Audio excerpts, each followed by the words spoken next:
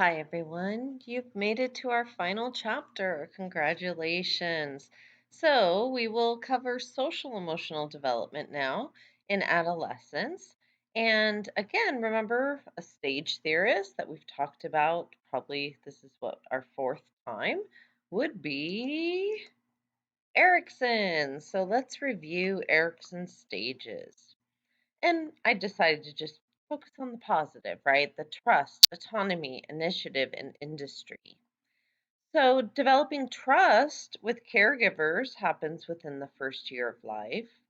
They start to demonstrate independence from about 1 to 3 years old.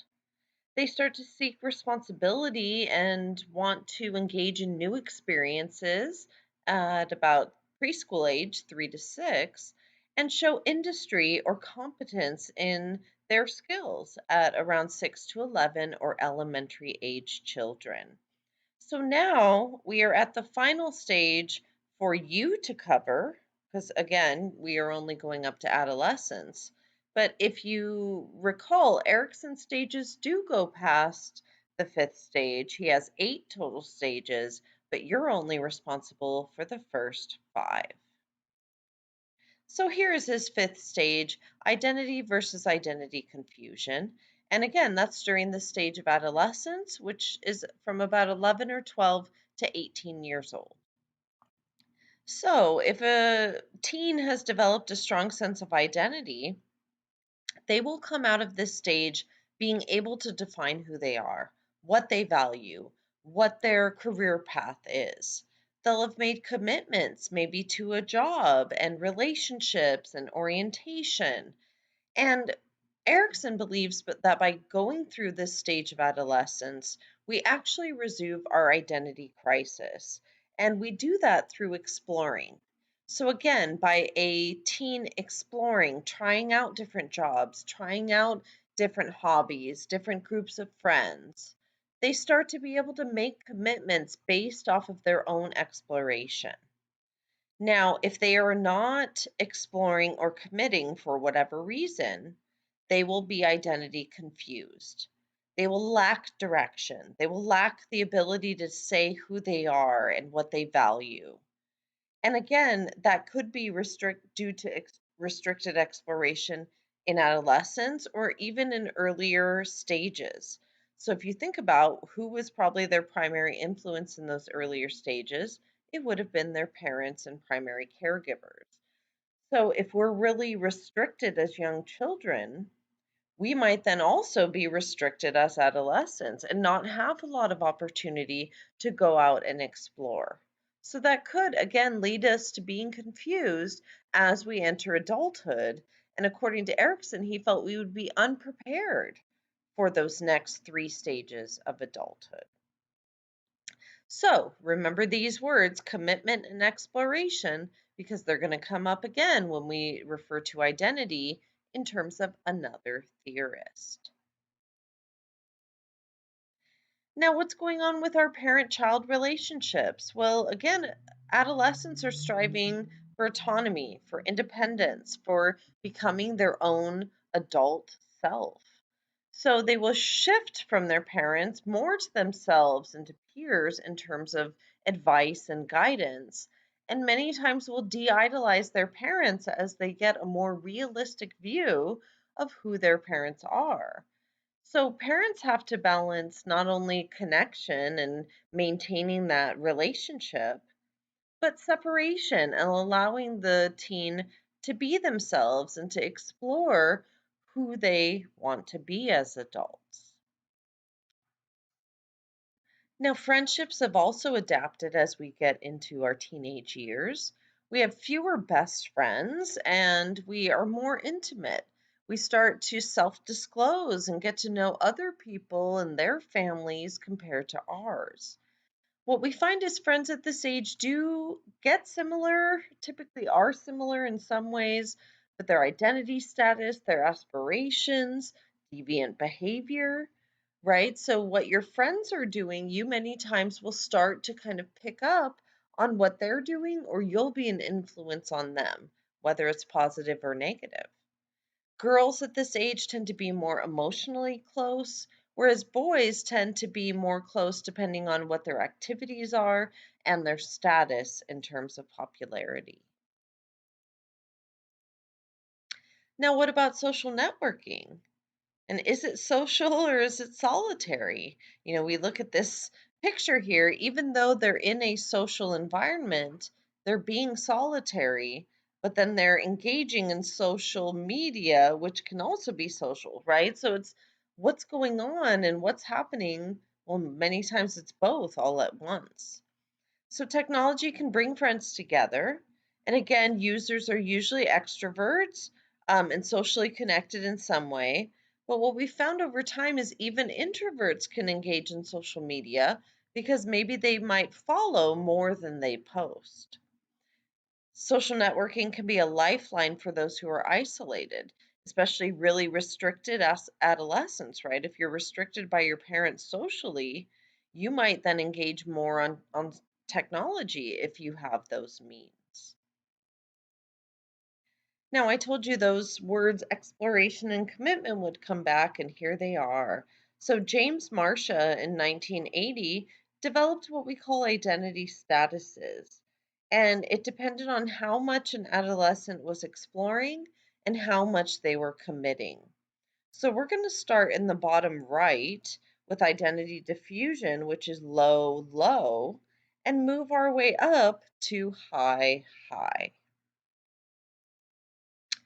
So, identity diffused teens lack that clear direction. They're similar to Erickson's identity confused teenagers, right? Where they haven't explored, they haven't committed, they're not trying to reach goals, they're just in this state of diffusion. They're not moving forward. And again, that's not going to help them as they move into adulthood. Identity foreclosed teens have low exploration, but for some reason are highly committed. So you have to think of why would they have this strong commitment if they didn't go out and explore? Well, it's usually because someone has made this identity, ready-made identity for them. And if you think about their influences, that's probably their parents, right? You're going to be a doctor, you're going to be a lawyer, you'll be a stay at home parent, whatever it is that the parent is pushing onto that child year after year, they many times highly commit to it without having explored what is meaningful to them.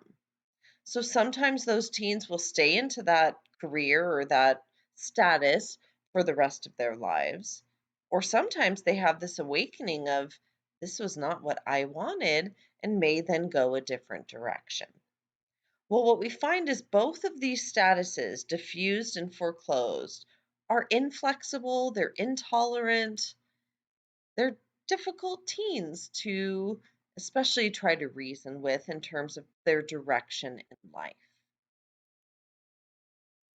Okay, so here are our high explorers. And first, we have identity moratorium, where for some reason these teens go out and explore, but when it comes time to committing, they're anxious. So they try something out, then they move to something else, and they move to something else. And whether that's relationships or their overall identity, they're trying out activities and trying to reach goals, but then feel anxious and start to move on to others, even though they didn't maybe really fulfill their initial quest. And identity achieved are out there exploring, they've explored alternatives, they've chosen things that are meaningful to them, self chosen. And what we find is both of these routes are healthy routes to being mature.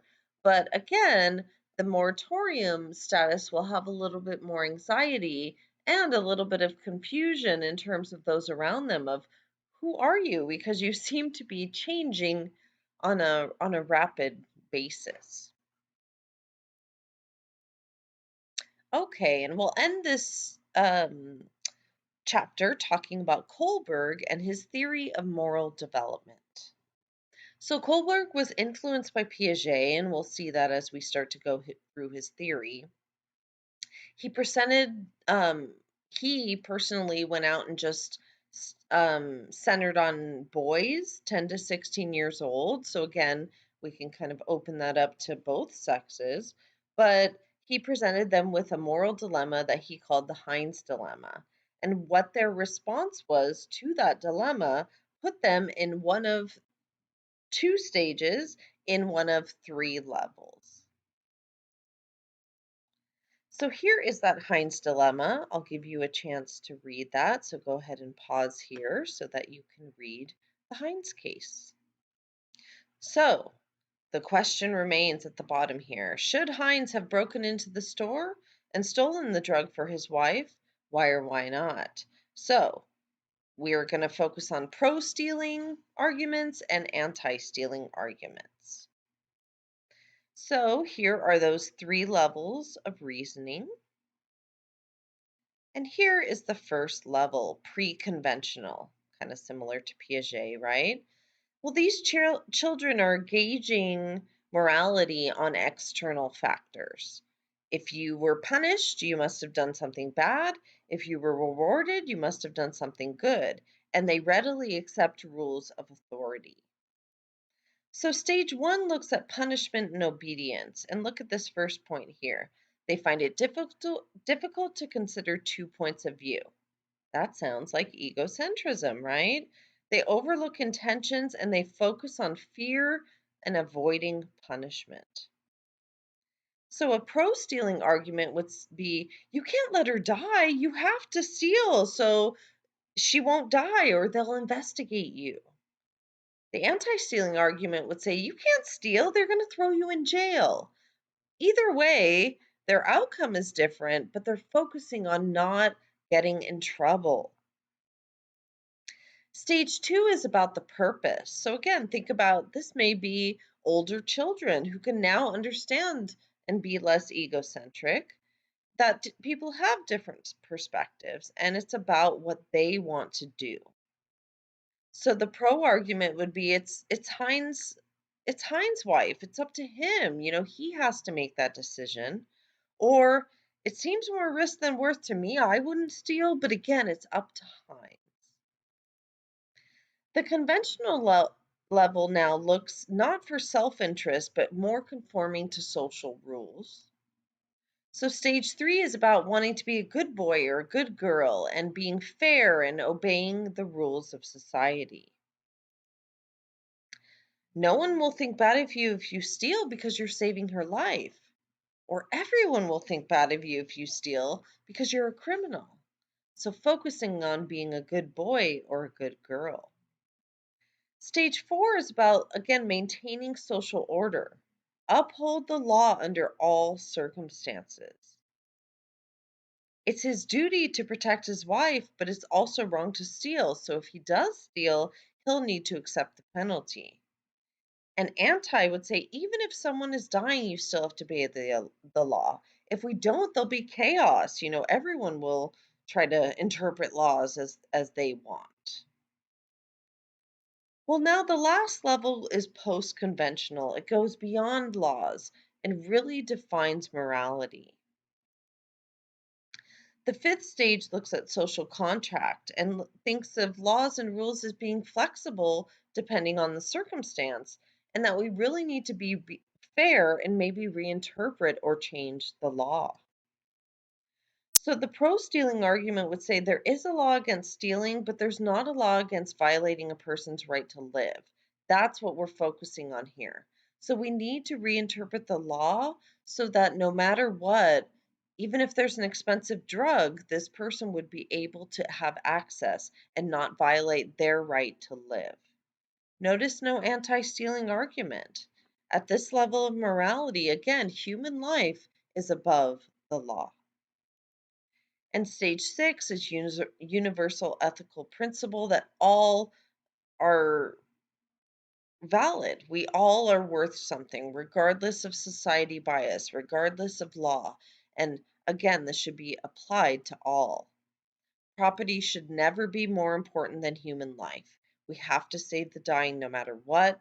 Again, it doesn't even matter what the law is. We need to protect human life. And again, think about that in terms of what's going on in our society now. Not all people are at this level of thinking. And that's very important for us to consider when we have people at different levels of morality. Now, think about if you were involved in a moral dilemma. Go ahead and pause here and read about the two-car crash. What do you do? Do you let the woman take the blame because the thought of being locked away for your life and from your family is too much for you to bear?